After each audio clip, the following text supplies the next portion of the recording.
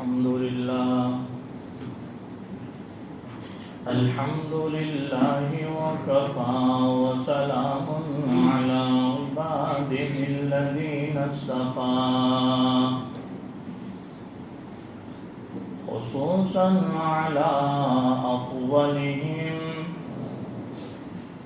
وخاتم النبيين محمد الأمين وعلى آله وصحبه أجمعين.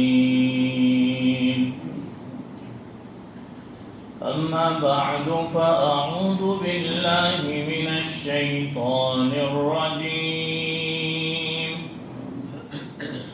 بسم الله الرحمن الرحيم.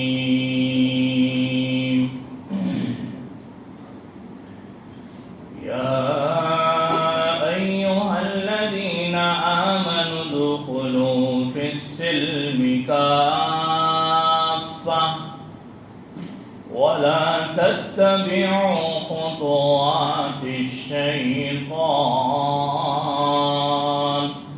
إنه لكم عدو مبين.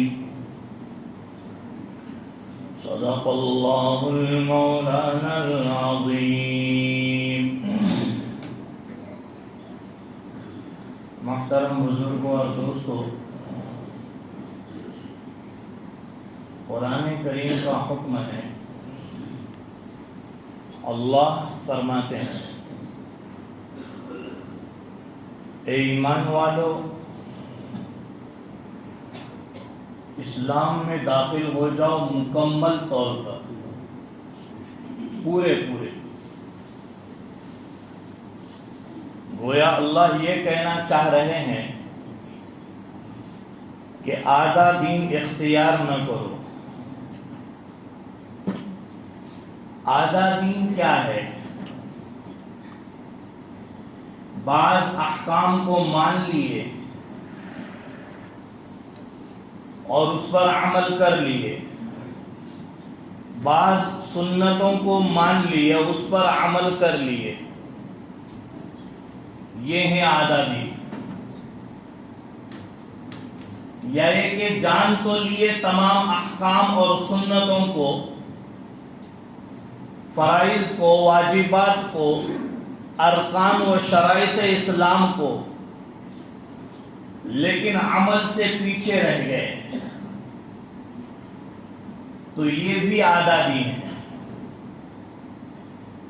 قرآن کریم فرما رہا ہے یا ایھا الذین آمنوا ادخلوا فی السلم کافہ، اے ایمان والو تم اسلام میں داخل ہو جاؤ مکمل طور پر.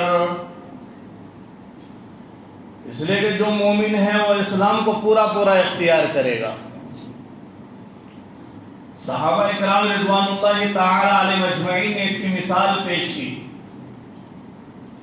کہ مکمل اسلام پر عمل کر گئے، مکمل اسلام پر. اور دوسری طرف منافقین کی مثال موجود ہے کہ انہوں نے آدھے طور پر اللہ کو اپنایا، جناب نبی کریم صلی اللہ علیہ وسلم کا ظاہر میں ساتھ دیا اور باطن سے مخالفت کرتے رہے اور منافقت اختیار کی. تو جنہوں نے مکمل دین اختیار کیا وہ کامیاب ہو گئے، اور جنہوں نے آدھا دین اختیار کیا یا اسلام کے منکر ہو گئے وہ ناکام ہو گئے.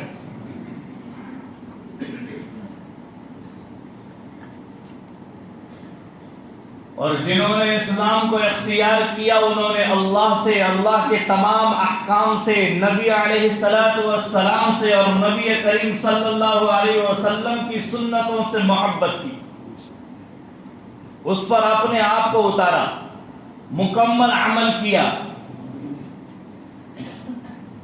یہ کیوں کیا؟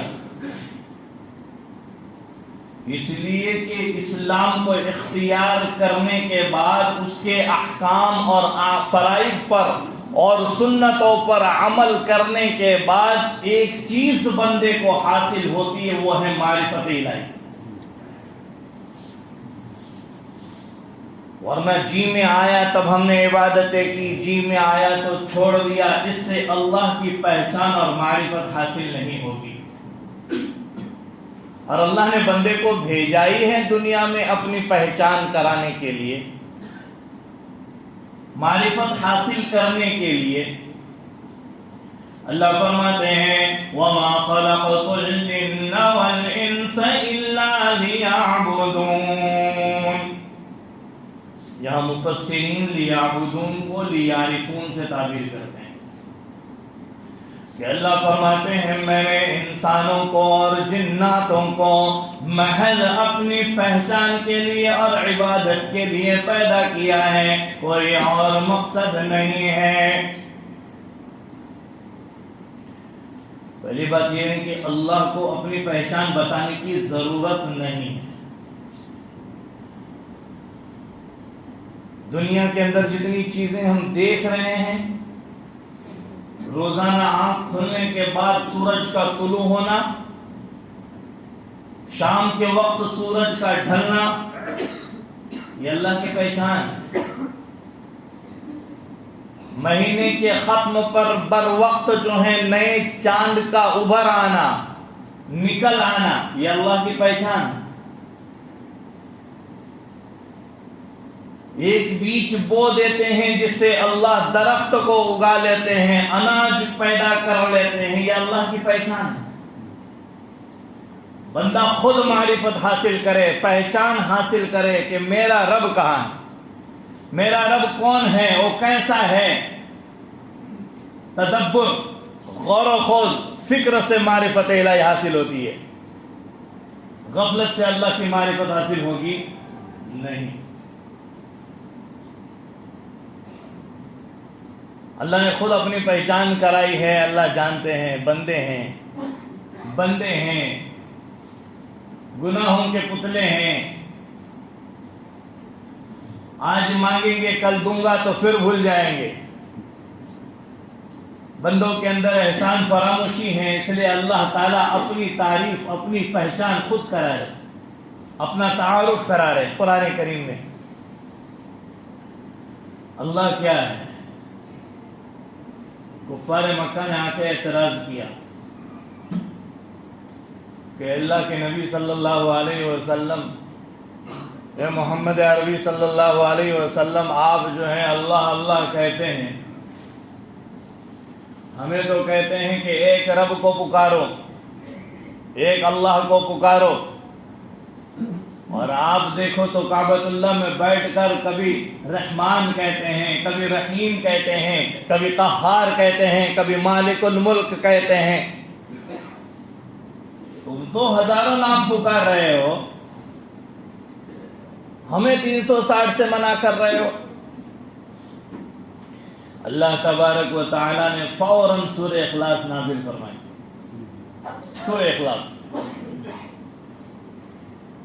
کفار آگے پوچھا کرتے کہ کیا ہے اللہ، کون ہے اللہ؟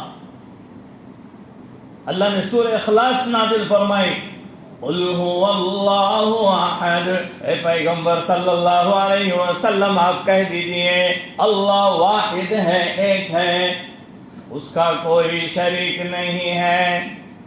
اللہ الصمد، وہ بے نیاز ہیں، کسی کا محتاج نہیں ہے، بندے خود اس کے محتاج ہیں، پوری دنیا اس کے محتاج ہے، دنیا کی ہر شے اس کے محتاج ہے، آسمان اور زمین کے بیچ کی ہر چیز اللہ کی محتاج ہے، اللہ کسی کا محتاج نہیں ہے۔ اور آگے پھر اللہ کو بنایا کس نے؟ لم یلد ولم یولد ولم یکن له کفوا احد۔ نہ اللہ کے باپ ہیں، نہ اللہ کسی کی اولاد ہے، وہ تنے تنا ہے، وہ ازل سے ہیں ابد تک ہیں، ہمیشہ سے ہیں ہمیشہ رہیں گے، دنیا فنا ہو جائے گی پھر بھی اللہ ہے، اللہ تھے، اللہ رہیں گے۔ اب اس کے برابر کا کوئی وَلَمْ يَكُنْ لَهُ كُفُوًا أَحَدٌ، کوئی مد مقابل نہیں ہے۔ دنیا کی ہر چیز کو دیکھو، اس کے ضد میں کوئی نہ کوئی ہے، لیکن اللہ کی ضد میں، اللہ کے متعارف میں، اللہ کے مد مقابل میں کوئی نہیں ہے۔ اللہ ایک ہے۔ کیسے پہچانے آسمان اور زمین کی نورانیت کو دیکھ کر اللہ کو؟ اللہ خود کہہ رہے ہیں اللہ نور السماوات والارض۔ اللہ کیا ہے؟ اللہ آسمان اور زمین کا نور ہے۔ صبح کا ہونا، شام کا ہونا، دن کا ہونا، رات کا ہونا، اختلاف اللیل والنہار کا آ جانا، یہ سب اللہ کی پہچان کرانے والی چیزیں ہیں۔ خود آدمی کا بیمار ہونا، پھر اسے شفا یابی ہونا، یہ بھی اللہ کی معرفت دلاتا ہے۔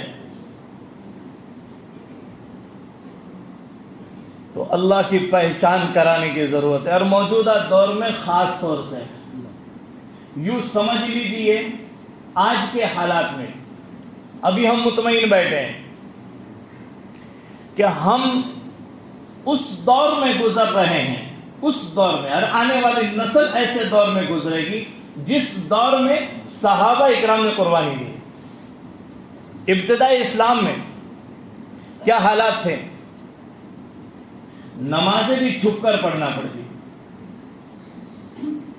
دربار رسالت میں آنا ہوتا تو چھپ چھپ کر آنا پڑتا، خبر مل گئی اور پکڑے گئے تو مارا جاتا، کاٹا جاتا، ایذائیں پہنچائی جاتی۔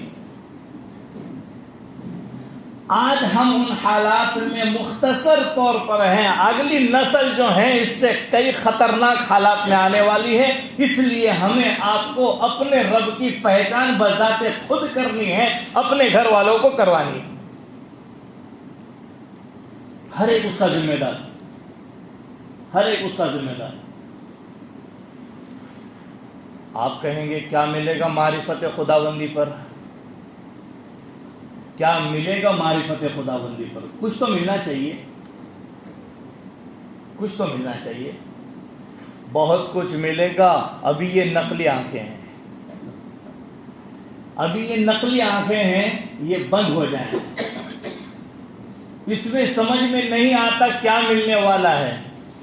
ملنا تو بہت کچھ ہے اور وعدے الہی بہت ہیں، اللہ اپنے وعدے سے پھرتے نہیں ہیں۔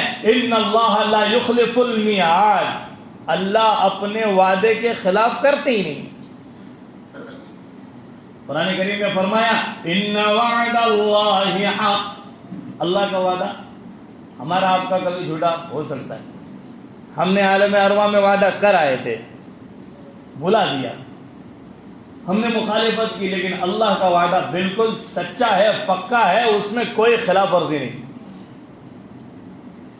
تو معرفت الہی حاصل کرنے کی ضرورت ہے، اور جب معرفت الہی حاصل ہوتی ہے تو دنیا کی جان اور دنیا کا مال اللہ کے خاطر لٹانا ہمیں آسان ہو جاتا ہے۔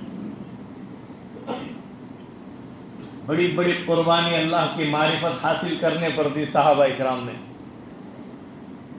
جب معرفت حاصل ہوئی ہے، غزوہ تبوک میں سیدنا ابو بکر صدیق رضی اللہ تعالیٰ عنہ کا اپنا پورا مال لٹانا آسان،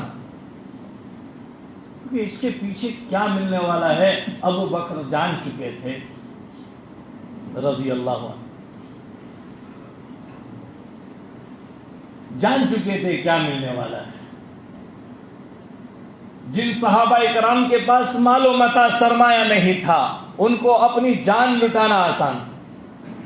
خباب بن عرب سولے پہ لٹکائیں گے، بلال حبشی رضی اللہ تعالیٰ عنہ دن رات مارے گئے، کہا بلال ہٹ جا، چھوڑ دے اس خدا کو۔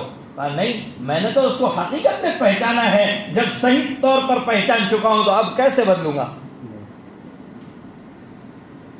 یہی حالات دنیا میں چل رہے ہیں، اور معرفت خداوندی حاصل کرنے کی ضرورت ہے۔ اگر ہمارے اندر معرفت خداوندی نہیں ہوگی تو پھر وہ حضور کے قول پر عمل ضرور ہوگا۔ آپ فرما رہے ہیں صبح کو بندہ مومن ہوگا، شام کو کافر ہوگا، شام میں مومن ہوگا، صبح میں کافر ہو جائے گا۔ کفر و ضلالت کے زمانے میں گزر رہے ہیں ہم۔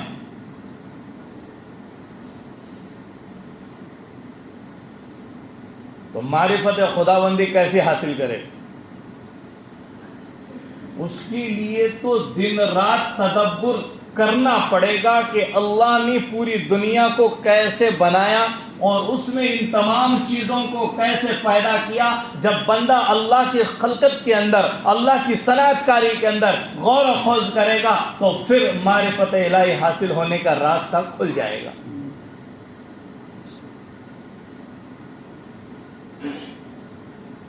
فرعون کے زمانے میں، فرعون کے محل میں فرعون کی بیٹیوں کے لیے کچھ خدامہ رکھے گئے ہیں۔ ان کی خدمت کیا کرتی اور مختلف خدامہ تھے۔ ان بیٹیوں کو نہلانے والے الگ، کپڑے پہنانے والے الگ، اور اس محل کی صاف صفائی کے لیے رکھے گئے وہ خدامہ الگ۔ لیکن فرعون کی بیٹیوں کے سر میں کنگھی کرنے کے لیے، ان کے بال بنانے کے لیے، ان کو سنوارنے کے لیے بھی کچھ خدامہ رکھے گئے تھے۔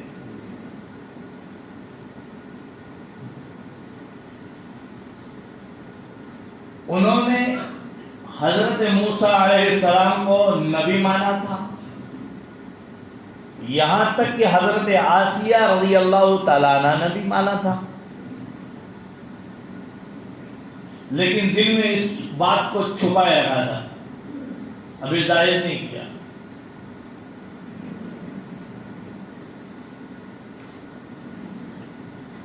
ایک مرتبہ وہ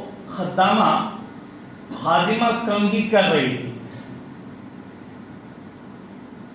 اور اس کے ہاتھ سے کنگھی چھوٹ گئی، نیچے گر گئی۔ فرعون کی بیٹی بیٹھی ہوئی ہے، اس نے کنگھی اٹھانے کے لیے جب جھکی، کنگھی اٹھائی تو اس وقت لفظ بسم اللہ کہا۔ کون سا کلمہ پڑھا؟ بسم اللہ۔ یہ ایسا جملہ ہے، بندہ اگر کھانے پہ نہ بولے تو پیٹ نہیں بھرتا۔ اگر کھانا کھاتے کھاتے درمیان میں یاد آ جائے اور بول دے تو شیطان جو اس کے ساتھ پہلے سے کھا رہا تھا وہ سارا نگلا ہوا الٹی کر دیتا ہے، طے کر دیتا ہے۔ یہ ایسا جملہ ہے بسم اللہ۔ آپ گھر میں داخل ہو جائیں، بسم اللہ پڑھ کے داخل ہو جائیں، آپ کا تمام جو ہے وہ سکون حاصل ہو جائے آپ کو۔ لفظ بسم اللہ ایسا ہے جو کسی کی مغفرت کا بھی ذریعہ بن گیا۔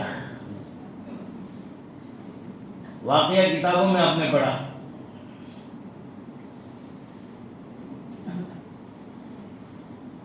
بنی اسرائیل میں مفسرین نے یہ قصہ لکھا ہے کہ کوئی بندہ مدفون تھا، اسے عذاب قبر ہو رہا تھا، اور اس کے بچے نے بسم اللہ پڑھا تو اللہ تبارک و تعالی نے فرشتوں کو ہٹا دیا، ہٹ جاؤ، چھوڑ دو اسے، چھوڑ دو۔ باری تعالیٰ تیرے حکم سے ہم اسے عذاب دے رہے تھے، تیرے حکم سے ہم اسے مار رہے تھے، کیا ہوا؟ اچانک کیا معاملہ پیش آیا؟ کہا چھوڑ دو۔ اس کے بچے نے بسم اللہ پڑھی، اس کے بچے نے بسم اللہ پڑھی ہے۔ اس لیے قرآن کریم اپنے گھر میں پڑھا کریں۔ تمام شیطانی اثرات کو ختم کرنے کا اصل واحد ذریعہ ہے قرآن کریم کو اپنے گھر میں پڑھنا۔ برکت کے لیے قرآن کریم اپنے کاروبار میں پڑھ سکتے ہیں، جائز ہے۔ دیگر جو ہیں ضروریات کے درجے میں عند الشافعی یہ مسئلہ اپنی جگہ پر ہے، لیکن بدرجہ ضرورت اگر کوئی قرآن کریم پڑھ لے اور اپنے مرحومین کو اس کی ایصال ثواب کر لے تو متاخرین شعراء نے اس کی اجازت دی ہے۔ تو میں یہ عرض کر رہا تھا کہ اس نے بسم اللہ پڑھی، فرعون کے گھر میں جو خادمہ تھی اس نے بسم اللہ پڑھی۔ وہ لڑکی نے کہا، فرعون کی بیٹی نے کہا، تو نے کیا؟ بسم اللہ، اللہ کے، میرے باپ کو تو اللہ نہیں مانتی، خدا نہیں مانتی، ایمان پختہ تھا، اللہ کون ہے پہچان چکی تھی۔ نہیں، تیرا باپ خدا نہیں ہے، فرعون خدا نہیں ہے، کہ میرا رب وہ ہے جو ساری کائنات کا رب ہے، میرا رب وہ ہے جو تیرے باپ کا بھی رب ہے۔ بچی کو آیا بڑا غصہ، اس نے بال بنوانے چھوڑ دیے اور پھر فرعون کی خدمت میں حاضر ہوئے، کہنے لگے ابو جان ایسے لوگ ہیں ہمارے محل میں جو آپ کے خادمہ بنے پھرتے ہیں، ہمارا کھاتے ہیں اور ہم سے ہمارے جائیداد کو لوٹ لیتے ہیں، لیکن تمہارے نافرمان ہیں۔ کیا ہوا؟ یوں واقعہ پیش آیا، میری کنگھی کر رہی تھی اور اس نے بسم اللہ پڑھی، دربار سجایا، اپنا تاج اپنے سر رکھا، فرعون نے تمام درباریوں کو بلایا، اس عورت کو بلایا، اس خادمہ کو بلایا، سب کے سامنے کہا بول مجھے رب مانتی ہے کہ نہیں؟ یہ کب ہوگا؟ میں اس لیے ان واقعات کو بتلانا چاہ رہا ہوں، آئندہ چل کے وہ حالات دوبارہ لوٹنے والے ہیں۔ یہ ابتدائی دجالی فتنے ہیں اور آخری دجال جو آنے والا ہے وہ بھی یہی کرے گا، مجھے رب مانتا کہ نہیں؟ مانتا ہے تو چھوڑ دوں گا، نہیں تو پھر قتل کر دوں گا، ختم کر دوں گا، اور پھر ہمیں اور ہماری نسلوں کو ڈٹنا پڑے گا اس وقت جب ہم اپنے رب کو صحیح معنی میں پہچان چکے ہوں گے۔ کہا نہیں میں تجھے رب نہیں مانتی۔ پورے جسم کو اس نے ننگا کر دیا اور اس کو لٹا دیا، اس کے دونوں پاؤں میں کیل ٹھوک دیے۔ ہائے کانٹا چبھے تو تکلیف ہوتی ہے، کانٹا چبھے تو یہاں کیل ٹھوک دیے، دونوں ہتھیلیوں میں کیل ٹھوک دیے، اور پھر کہا بول اب مجھے رب مانتی کہ نہیں؟ اب بھی بخشوں گا۔ کہا نہیں مانوں گی۔ کہا تو ایسے نہیں مانے گی۔ فرعون نے کہا تو ایسی نہیں مانے گی۔ ننھی سی بچی تھی اس خادمہ کی، چھوٹی سی بچی تھی، دودھ پیتی بچی تھی، اس کو فرعون نے لایا اور اس کے بدن پر لٹا دیا، وہ بچی اس کے جسم پر کھیلنے لگی، بدن چوسنے لگی، اور پھر فرعون نے کہا دیکھ اگر تو مجھے رب نہ مانے تو میں اسے قتل کر دوں، تیرے سینے پہ اس کو ذبح کر دوں۔ کہا تجھے جو چاہے کر لے، میں نے ساری قربانی دے دی ہے، میں نے اپنے رب کو پہچان لیا ہے، اب مجھے میری معرفت الہی سے کوئی نہیں ہٹا سکتا، اور میرے رب سے کوئی مجھے دور نہیں کر سکتا۔ فرعون نے اس بچی کو ذبح کر دیا۔ اللہ اکبر! وہ بچی مچھلی کی طرح تڑپنے لگی، بلبلانے لگی، کانپنے لگی، تھر تھرانے لگی۔ جب وہ ٹھنڈی ہو گئی، فرعون نے کہا اب تیرا یہ حشر کروں گا، آخر اسے بھی مار دیا۔ پھر بڑا خوش ہو کر خدائی کا دعویٰ کیا تھا نا، انا ربکم الاعلی، یہ تو بنی اسرائیل کی نسلوں میں ہوا ہے۔ بنی اسرائیل کو بھی کوئی کم جو ہے محنت کرنی نہیں پڑی دین کو بچانے کے لیے۔ اس سے پہلے وہ ایک واقعہ ذکر کر چکا ہوں میں آپ لوگوں کے سامنے، بچے نے جو ہے اپنی جان درخت پہ دے دی ہیں۔ مختصر جو ہے ہم ان قصوں کو ذکر کر رہے ہیں، سننے میں ہمیں اچھا لگے، لیکن دردناک واقعات ہیں، جنہوں نے قربانی دی وہ جانتے ہیں۔ تو فرعون بڑا خوش ہو کر اپنے محل میں آیا اور اپنی بیوی آسیہ سے کہنے لگا خوشی کے مارے، دیکھ آسیہ جس نے میری نافرمانی کی، میں نے اسے اس طرح سے تڑپ تڑپ کے مارا، اس کی بچی کو مارا، اس کو میں نے ذلیل و رسوا کیا، اس کو ختم کر دیا، اس کی دنیا اکھاڑ دیا۔ بی بی آسیہ کہنے لگی منحوس ہے تو، بڑا کمبخت ہے، بڑا پاپی ہے، اور تجھے شرم نہیں آتی، ننھی سی جان کو تو نے جو ہے قتل کر دیا، تو نے تو ایسے ہزاروں جان لیا ہے فرعون، تجھے کیا فرق پڑے گا؟ تو نے تو موسیٰ کی خبر سنا تھا، اس وقت کئی بچوں کو تو نے جو ہے ذبح کیا، اس وقت تجھے رحم نہیں آیا، تو اس ننھی سی جان پہ تجھے کیا رحم آئے گا؟ آسیہ تو کیا کہہ رہی ہے؟ اور میں بالکل وہی کہہ رہی ہوں، اور میں بھی اس رب پر ایمان لے آئی ہوں جو حضرت موسیٰ علیہ السلام کا رب ہے، میں نے بھی موسیٰ کو رب مانا ہے، میں نہیں بدلوں گی۔ اور دیکھ مان جا، میں تیری خوبصورتی پہ مرتا ہوں۔ کتابوں میں لکھا ہے اللہ تعالیٰ نے اس زمانے کی بڑی جو ہے خوبصورت عورت بنایا تھا، بی بی آسیہ رضی اللہ تعالیٰ عنہ کو بڑی خوبصورت عورت بنایا تھا، اور پھر جو ہے اس نے بھی انکار کیا کہ نہیں میں تو تجھے رب مانوں گی نہیں۔ پھر بڑے واسطے دیے، حوالے دیے، حالانکہ بی بی آسیہ سے ان کے خادم بڑے شرماتے تھے، نظریں چھپاتے تھے۔ آخر بی بی آسیہ کو بھی حاضر کیا اور اس کے پورے جسم سے جو کپڑے اتار دیے اور محل کے سامنے اس کو لٹکا دیا۔ پھر اس کے ہاتھوں میں کیل ٹھونکے، پاؤں میں کیل ٹھونکے اور کہا دیکھ آسیہ پھر موقع ہے، مان جا۔ نہیں مانوں گی۔ اب پورے جسم سے کھال اتار دی زندہ حالت میں۔ اللہ اکبر۔ تھوڑا سا چمڑا نکل جاتا، تھوڑا کبھی کوئی زخم ہو اور چمڑا نکال رہے ہو تو کتنی تکلیف ہوتی ہے۔ یہاں پورے جسم سے خال اتاری گئی، پورے جسم سے خال، اور پھر کہا دیکھ آسیہ اب بھی مان جا، اب بھی مان جا، موقع ہے۔ کہا نہیں مانوں گی، اب تو میں مر مٹنے کے لیے تیار ہو جاؤں گی، اس لیے کہ میں نے میرے رب کو پہچانا ہے۔ یہ کیا ہے؟ یہ تو دنیا ذلیل ہے، یہاں سے مجھے ضرور جانا ہے۔ بادشاہ نے کہا، فرعون نے کہا دیکھ اس بڑے محل میں تو رہتی تھی۔ کہا مجھے اس محل کی ضرورت نہیں ہے، مجھے اس محل کی ضرورت نہیں ہے۔ بی بی آسیہ نے وہ جملہ کہا جو قرآن کریم نے ذکر کیا، رب ابن لی عندک بیتا فی الجنہ۔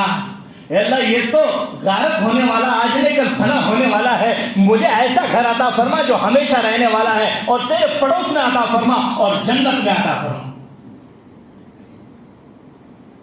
جب اس کی کھال اتاری گئی، آپ نہ مانی تو فرعون نے نمک چھڑک دیا۔ ہائے ہائے، کیا چھڑکا؟ نمک چھڑکا، مرچ چھڑکی ہے۔ اب تڑپنے لگی بی بی آسیہ، اسی میں فوت ہو گئی، اور ایسے حالت میں گئی ہے، ایسے حالت میں گئی ہے کہ اللہ کو رحم آیا ہے۔ حضرت بی بی آسیہ نے صرف گھر مانگا تھا، اللہ تبارک و تعالیٰ نے گھر والا بھی دے دیا۔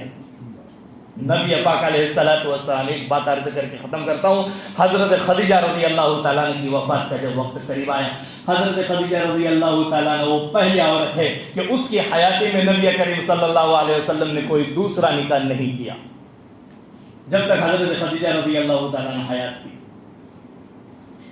اور پھر جو ہے حضرت خدیجہ رضی اللہ تعالیٰ عنہ نے کہا اے اللہ کے نبی صلی اللہ علیہ وسلم، میری حالت بدل رہی ہے، مجھے نہیں لگتا میں اب زندہ رہوں گی، اب میرا وقت فنائیت کا آ چکا ہے۔ کہا خدیجہ تو عرش الہی کے پاس جب جائے گی اور میرے رب سے ملے گی تو اس وقت جو ہے وہاں اللہ تعالیٰ تجھے جنت عطا کریں گے، یاد رکھنا تو جنت میں چلی جائے تو میری بیویوں کو سلام عرض کرنا۔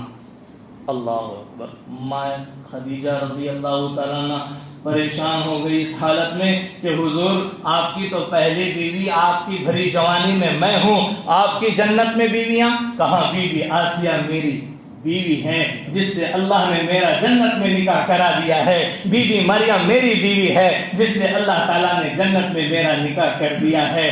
یاد رکھیے ایک بات جو ہے اول فول چلتے رہتی ہے عوام کے اندر کہ حضرت آسیہ کا نکاح حضرت موسیٰ علیہ السلام سے ہوگا، نہیں، یہاں تو نبی کریم صلی اللہ علیہ وسلم سے لکھا ہوا ہے اور حضور سے کر دیا گیا ہے۔ تو ایسی جو ہے بہت ساری افواہوں سے ہم بچیں۔ کئی باتیں ہیں جو ہم دین کے خاطر بول جاتے ہیں لیکن شریعت میں اس کا کوئی مدار نہیں ہوتا، کسی چیز کو ہم حدیث کہہ جاتے ہیں۔ نبی کریم صلی اللہ علیہ وسلم فرما رہے ہیں من کذب علی متعمدا فلیتبوأ مقعدہ من النار، جو کسی حدیث کی طرف غلط اشارہ کر دے اور اس کو وہ حدیث غلط ہو جس کی میری طرف نسبت کرے تو اس کو چاہے اپنا ٹھکانہ جنت میں بنائے۔ عزیزو بات لمبی ہو رہی ہے، مختصر یہ کہ ہمیں اللہ کی پہچان کرانے کی ضرورت ہے اور ہمیں پہچان ملے گی اصل تہجد کے وقت میں، ہم تہجد کے پابند بن جائیں۔ اللہ ہمیں عمل کی توفیق عطا فرمائے۔ وآخر دعوانا الحمدللہ رب العالمین۔